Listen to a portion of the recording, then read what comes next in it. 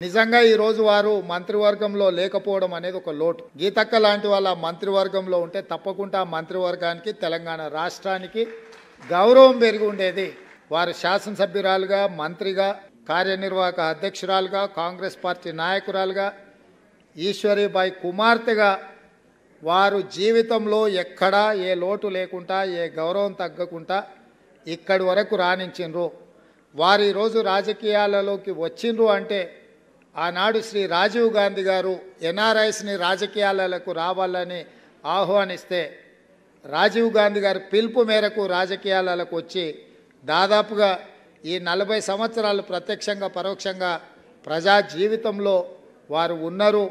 వారు పిలిచినప్పుడు ఏఐసిసి అధ్యక్షుడు మల్లికార్జున్ ఖర్గే గారు, కేసీ వేణుగోపాల్ గారు వస్తున్నా తప్పకుండా ఈ కార్యక్రమానికి హాజరయ్యి ప్రత్యేకంగా నేను ఇక్కడికి రావడం జరిగింది.